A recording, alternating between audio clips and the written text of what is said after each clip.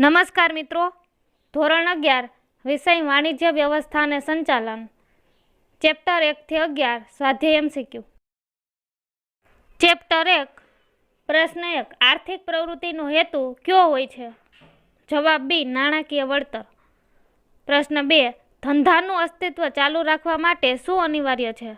જવાબ સી નફો. પ્રશ્ન 3 ધંધાની કાર્યક્ષમતાનો માપદંડ કયો છે? જવાબ એ નફો. પ્રશ્ન 4 કાચા માલમાંથી તૈયાર માલનું ઉત્પાદન થાય એટલે કયા તૃષ્ટિગુણનું સર્જન થાય છે? જવાબ ડી સ્વરૂપ. પ્રશ્ન 5 ધંધાના મહત્તમ સંપત્તિના સર્જનનો હેતુ કોના આર્થિક લાભ સાથે સંકળાયેલો છે? જવાબ સી માલિક. પ્રશ્ન 6 રોજગારના બદલામાં શું મેળવાય છે? જવાબ એ વેતન. પ્રશ્ન 7 વેપાર એ કઈ પ્રવૃત્તિ છે? જવાબ એ આર્થિક. પ્રશ્ન 8 કુદરતી સંપત્તિમાં તૃષ્ટિગુણનો ઉમેરો કરી ઉત્પાદન કરવું એટલે શું? જવાબ ડી ઉદ્યોગ. પ્રશ્ન 9 ખેતી, પશુપાલન, મત્સ્ય વગેરે ઉદ્યોગો કયા પ્રકારના છે? જવાબ એ પ્રાથમિક ઉદ્યોગ. પ્રશ્ન 10 સરકારી કર્મચારી તેના શ્રમના બદલામાં વેતન મેળવે તે કયા પ્રકારની આર્થિક પ્રવૃત્તિ કહેવાય? જવાબ સી રોજગાર. ચેપ્ટર 2 પ્રશ્ન 1 નીચેના પૈકી કયો સિદ્ધાંત વીમા કરારના સિદ્ધાંતો અનુસાર નથી? જવાબ ડી નફાનો સિદ્ધાંત. પ્રશ્ન 2 સામાન્ય વીમાનો કયો પ્રકાર સૌથી જૂનો અને સર્વવ્યાપી છે? જવાબ બી દરિયાઈ વીમો. પ્રશ્ન 3 વિદેશી વીમા કંપનીઓ ભારતીય વીમા કંપનીમાં સીધું કેટલું રોકાણ કરી શકે છે? જવાબ બી 49%. પ્રશ્ન 4 કિસાન વિકાસ પત્રમાં પાકતી તારીખે કેટલી રકમ વ્યાજ સહિત ચૂકવવામાં આવે છે? જવાબ એ 2 ગણી. પ્રશ્ન 5 નીચેના પૈકી કયા વીમામાં જોખમનું તત્વ વધુ સમાયેલું છે? જવાબ સી હવાઈ વીમો. પ્રશ્ન 6 મની ઓર્ડરની કઈ સેવામાં ટપાલી દ્વારા નાણાં ઘરે પહોંચાડવામાં આવતા નથી? જવાબ બી ઇન્સ્ટન્ટ મની ઓર્ડર. ચેપ્ટર 3 પ્રશ્ન 1 ખાતામાં જમા રકમ પર વ્યાજ આપવામાં આવતું નથી. જવાબ બી ચાલુ ખાતું. પ્રશ્ન 2 આ પ્રકારના ખાતામાં નિશ્ચિત સમયે નિશ્ચિત રકમ જમા કરાવવી ફરજિયાત છે. જવાબ સી રિકરિંગ ખાતું. પ્રશ્ન 3 થાપણના કયા ખાતા પર બેંક સૌથી વધુ વ્યાજ આપે છે? જવાબ બી બાંધી મુદતનું ખાતું. પ્રશ્ન 4 ભારતની મધ્યસ્થ બેંકનું નામ શું છે? જવાબ C reserve bank of India. પ્રશ્ન 5 ઓવરડ્રાફ્ટની સગવડ નિશ્ચિત સમય માટે કરવામાં આવે ત્યારે તે કયા નામે ઓળખાય છે? જવાબ બી કેશ ક્રેડિટ. પ્રશ્ન 6 બેંક પોતાના દેવા ચૂકવવા માટે જે ચેક આપે તેને શું કહે છે? જવાબ બી પે ઓર્ડર.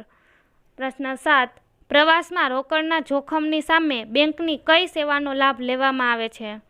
જવાબ ડી ટ્રાવેલ્સ ચેક. પ્રશ્ન 8 RTGSમાં ઓછામાં ઓછી કેટલી રકમની ફેરબદલી કરી શકાય છે? જવાબ બી ₹2 લાખ. પ્રશ્ન 9 આ પ્રકારના વ્યવહારમાં મધ્યસ્થ બેંક બેચ પ્રમાણે વ્યવહાર કરે છે. જવાબ એ NEFT. પ્રશ્ન 10 બેંકો વચ્ચેના પરસ્પર વ્યવહારો કરી તેઓની વચ્ચે તત્કાળ ઊભી થતી નાણાંની સમસ્યાનું નિવારણ શેના દ્વારા થાય છે? જવાબ એ કોલ મની. પ્રશ્ન 11 NEFTમાં વધુમાં વધુ કેટલી રકમની ફેરબદલી કરી શકાય છે? જવાબ બી ₹2 લાખ. પ્રશ્ન 12 બેંક તરફથી ગ્રાહકને તેની શાખને આધારે કયું કાર્ડ આપવામાં આવે છે? જવાબ બી ક્રેડિટ કાર્ડ. ચેપ્ટર 4 પ્રશ્ન 1 કઈ પ્રક્રિયા દ્વારા ગ્રાહકને ઉત્પાદનની કિંમત માટે બોલી લગાવીને ખરીદ વેચાણની સુવિધા પૂરી પાડવામાં આવે છે? જવાબ સી ગ્રાહકથી ગ્રાહક. પ્રશ્ન 2 રેલવેની ટિકિટ દેશભરમાં કોઈ પણ સ્થળેથી મેળવી શકાય તેને કયા પ્રકારનું નેટવર્ક કહે છે? જવાબ એ એન્ટરપ્રાઇઝ વેન. પ્રશ્ન 3 ધંધાદારી એકમો પોતાના કાર્યો બહારની સંસ્થાને સોંપે તેને શું કહેવાય? જવાબ બી આઉટસોર્સિંગ. પ્રશ્ન 4 અન્ય વ્યક્તિના મનમાં જરૂરી સમજ ઉત્પન્ન કરવા માટેની સમગ્ર પ્રક્રિયાને શું કહેવાય? જવાબ બી માહિતી સંચાર. પ્રશ્ન 5 ઇન્ટરનેટના માધ્યમ દ્વારા કમ્પ્યુટરની મદદથી કમ્પ્યુટરના પડદા પર સંદેશો ટાઈપ કરીને તેની આપલે કરવાની પ્રક્રિયાને શું કહેવાય? જવાબ ડી ઈમેલ. પ્રશ્ન 6 વિજાણુ યંત્રો અને માધ્યમોની મદદથી થતા વાણિજ્યના વિનિમય અને વિતરણને શું કહેવાય? જવાબ બી, ઈ કોમર્સ. પ્રશ્ન 7. માહિતીના સુપર હાઈવે તરીકે કોને ઓળખવામાં આવે છે? જવાબ એ, ઇન્ટરનેટ સેવા. ચેપ્ટર 5. પ્રશ્ન 1. ધંધાકીય સાહસનું સૌથી પ્રાચીન અને સરળ સ્વરૂપ કયું છે? જવાબ એ, વૈયક્તિક માલિકી. પ્રશ્ન 2. કયા સ્વરૂપમાં માલિક, સ્થાપક અને સંચાલક એક જ હોય છે? જવાબ ડી, વૈયક્તિક માલિકી. પ્રશ્ન 3. હિન્દુ અવિભક્ત કુટુંબની પેઢીનું સંચાલન કોના દ્વારા થાય છે? જવાબ બી, કર્તા. પ્રશ્ન 4. હિન્દુ અવિભક્ત કુટુંબની પેઢીમાં સભ્યપદ કેવી રીતે મળે છે? જવાબ બી, જન્મથી. પ્રશ્ન 5. ભારતીય ભાગીદારી કાયદો ક્યારે અસ્તિત્વમાં આવ્યો? જવાબ એ, 1932. પ્રશ્ન 6. ભાગીદારી પેઢીમાં ઓછામાં ઓછા કેટલા સભ્યો હોય છે? જવાબ એ, 2. પ્રશ્ન 7. સરાફી ભાગીદારી પેઢીમાં વધુમાં વધુ કેટલા ભાગીદારો હોય છે? જવાબ ડી, 10. પ્રશ્ન 8. ભાગીદારી કાયદા અનુસાર ભાગીદારી પેઢીની નોંધણી કરાવવી? જવાબ બી, ફરજિયાત નથી. પ્રશ્ન 9. ધંધો કરવા માટે સમય મર્યાદા સાથે રચવામાં આવતી ભાગીદારી એટલે? જવાબ ડી, મુદ્દતી ભાગીદારી પેઢી. પ્રશ્ન 10. જે પેઢીનું આયુષ્ય ભાગીદારોની ઈચ્છા ઉપર આધારિત હોય તેવી ભાગીદારી પેઢી એટલે? જવાબ બી, ઐચ્છિક ભાગીદારી. ચેપ્ટર 6. પ્રશ્ન 1. સહકારી મંડળીમાં સભ્ય? જવાબ બી, સભ્ય દીઠ મત આપી શકે છે. પ્રશ્ન 2. સહકારી મંડળીને શાની તાલીમ શાળા કહેવામાં આવે છે? જવાબ ડી, લોકશાહીની. પ્રશ્ન 3. સહકારી મંડળી? જવાબ બી, સભ્યોની સેવાનો હેતુ ધરાવે છે. પ્રશ્ન 4. સહકારી મંડળીની સ્થાપના માટે ઓછામાં ઓછી કેટલી વ્યક્તિઓ હોવી જરૂરી છે? જવાબ એ, 10. પ્રશ્ન 5. સભ્યોના આર્થિક ઉત્કર્ષ માટે સેવાને પ્રાધાન્ય આપે છે? જવાબ ડી, સહકારી મંડળી. પ્રશ્ન 6. સહકારી મંડળી ડિવિડન્ડ? જવાબ સી, કાયદાને આધીન રહી ચૂકવી શકે. પ્રશ્ન 7.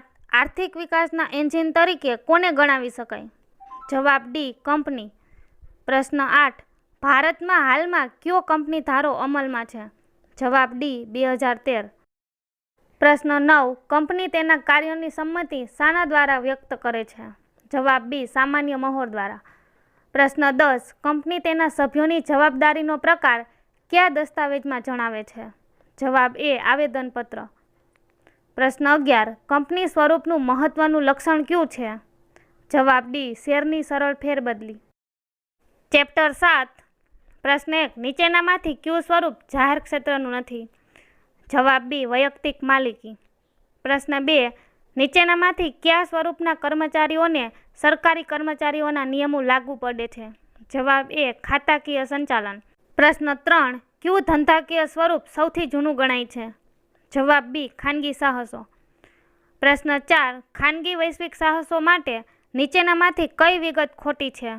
જવાબ સી, સંસદ કે વિધાનસભાનો સીધો અંકુશ હોય છે. પ્રશ્ન 5. જાહેર ખાનગી ભાગીદારી માટે નીચેનામાંથી કઈ વિગત ખોટી છે? જવાબ એ, જરૂરી જમીન સરકાર પાસેથી તેમણે જાતે ખરીદવાની રહે છે. ચેપ્ટર 8. પ્રશ્ન 1. માલિકીના ભંડોળના સંદર્ભમાં નીચેનામાંથી કયું ભંડોળ સાચું નથી? જવાબ ડી, ડિબેન્ચર. પ્રશ્ન 2. કંપનીના સાચા માલિકો કોણ કહેવાય? જવાબ એ, ઇક્વિટી શેર હોલ્ડર. પ્રશ્ન 3. કંપનીના સંચાલકોને કયા શેર વટાવથી અથવા રોકડના અવેજ સિવાય આપી શકાય? જવાબ બી, સ્વેટ ઇક્વિટી શેર. પ્રશ્ન 4. કંપનીના નફામાંથી સૌ પ્રથમ ડિવિડન્ડ મેળવવા કોણ હકદાર છે? જવાબ એ, પ્રેફરન્સ શેર હોલ્ડરો. પ્રશ્ન 5. કંપનીના વિસર્જન સમયે સૌ પ્રથમ કોને નાણાં પરત મળે છે? જવાબ ડી, ડિબેન્ચર હોલ્ડરોને. પ્રશ્ન 6. કંપનીની કાયમી મિલકતોમાં રોકાયેલી મૂડીને કઈ મૂડી તરીકે ઓળખવામાં આવે છે? જવાબ ડી, સ્થિર મૂડી. પ્રશ્ન 7. ડિબેન્ચર હોલ્ડરો એ કંપની માટે શું કહેવાય? જવાબ સી, લેણદારો. પ્રશ્ન 8. ધંધાકીય એકમ માટે લાંબા ગાળાની નાણાકીય જરૂરિયાત સંતોષવા માટેનું આંતરિક પ્રાપ્તિ સ્થાન? જવાબ ડી, નફાનું પુનઃરોકાણ. પ્રશ્ન 9. કઈ કંપનીઓ નફાનું પુનઃરોકાણ કરી શકે છે? જવાબ સી, આર્થિક રીતે સદ્ધર કંપની. પ્રશ્ન 10. સરકાર લાંબા ગાળાની યોજનાઓ હાથ ધરવા માટે કેવી રીતે નાણાં મેળવે છે? જવાબ બી, બોન્ડ દ્વારા. ચેપ્ટર 9. પ્રશ્ન 1. જથ્થાબંધ વેપારી અને ગ્રાહકો વચ્ચેની કડી એટલે? જવાબ સી, છૂટક વેપારી. પ્રશ્ન 2. ઉત્પાદક અને છૂટક વેપારી વચ્ચેની કડી એટલે? જવાબ બી, જથ્થાબંધ વેપારી. પ્રશ્ન 3. માલ વિતરણના માર્ગમાં પ્રથમ મધ્યસ્થી કોણ હોય છે? કોણ છે? જવાબ એ, જથ્થાબંધ વેપારી. પ્રશ્ન 4. ગ્રાહકો સાથે પ્રત્યક્ષ સંપર્ક ધરાવતો વેપારી એટલે? જવાબ ડી, છૂટક વેપારી. પ્રશ્ન 5. કયા પ્રકારની દુકાનોમાં મધ્યસ્થીઓ હોતા નથી? જવાબ બી, ટપાલ વ્યવહારી દુકાન. પ્રશ્ન 6.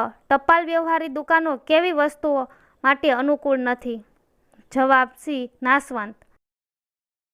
પ્રશ્ન 7. એક જ સ્થળે વિવિધ પ્રકારની વસ્તુઓ મળે તેને કયા પ્રકારની દુકાન કહે છે?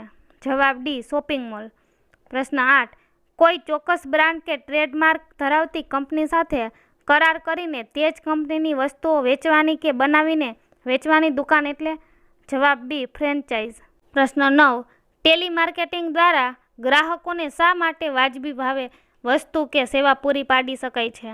જવાબ ડી, મધ્યસ્થીઓ ન હોવાથી. ચેપ્ટર 10. પ્રશ્ન 1. એક દેશનો અન્ય દેશ સાથેનો વેપાર એટલે શું? જવાબ ડી, આંતરરાષ્ટ્રીય વેપાર. પ્રશ્ન 2. આયાતકાર ઓર્ડરમાં જે વિગતો દર્શાવે છે તે પત્રને કયા નામે ઓળખવામાં આવે છે? જવાબ ડી, ઇન્ડેટ. પ્રશ્ન 3. કયા પ્રકારના વેપારથી હુંડિયામણ પ્રાપ્ત થાય છે? જવાબ એ, નિકાસ વેપાર. પ્રશ્ન 4. નિકાસકારને બિલ ઓફ લેન્ડિંગ કોણ આપે છે? જવાબ બી, જહાજી કંપની. પ્રશ્ન 5. માલ જે દેશમાં ઉત્પન્ન થયો હોય તે જણાવતા પ્રમાણપત્રને શું કહે છે? જવાબ બી, ઉત્પત્તિનું પ્રમાણપત્ર. પ્રશ્ન 6. શિપિંગ ઓર્ડર કોણ આપે છે? જવાબ બી, જહાજી કંપની. પ્રશ્ન 7. ભારતમાં હુંડિયામણ ઉપર કઈ બેંકનું નિયંત્રણ છે? જવાબ સી, રિઝર્વ બેંક. પ્રશ્ન 8. માલનું પેકિંગ બરાબર ન હોય તો જહાજનો કપ્તાન નિકાસકારને કેવી રસીદ આપે છે? જવાબ એ, ખામીવાળી રસીદ. પ્રશ્ન 9. નીચેનામાંથી કયા માધ્યમ દ્વારા નિકાસ પ્રોત્સાહન આપવામાં આવે છે? જવાબ સી, વેપારી સંધિઓના. પ્રશ્ન 10. બેંક નિકાસકારની સૂચના મુજબ આયાતકાર પાસેથી બિલની રકમની ચૂકવણી સામે આયાતકારને જે દસ્તાવેજ આપે તેને કયા નામે ઓળખવામાં આવે છે?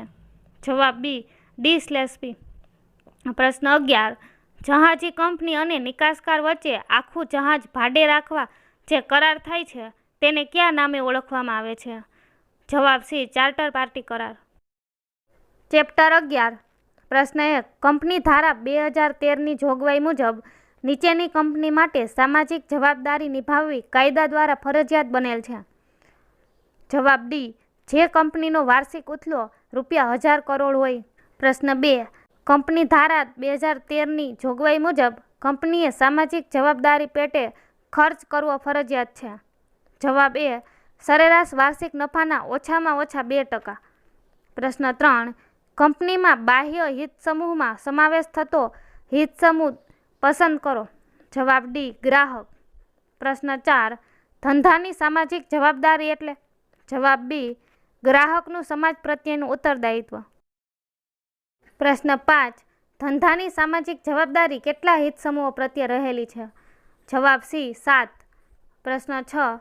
સામાજિક જવાબદારીના સંદર્ભે બજારનો રાજા કહેવાય છે? જવાબ બી, ગ્રાહક. પ્રશ્ન 7. અશ્લીલ કે રંગભેદ જેવા ખ્યાલોનું જાહેરાતમાં નિરૂપણ ન કરવું એ ધંધાની? જવાબ ડી, સામાજિક જવાબદારી છે. પ્રશ્ન 8. ધંધાકીય નીતિમત્તાનો અમલ કેવી રીતે થાય છે? જવાબ સી, સ્વૈચ્છિક રીતે. પ્રશ્ન 9. માનવીના નૈતિક વ્યવહારોનું અર્થઘટન કરતું શાસ્ત્ર એટલે? જવાબ ડી, નીતિશાસ્ત્ર. પ્રશ્ન 10. સામાજિક જવાબદારીનો ખ્યાલ કંપની ધારા વર્ષ 2013ની કઈ કલમ મુજબ ફરજિયાત બનાવેલ છે? જવાબ એ, 135.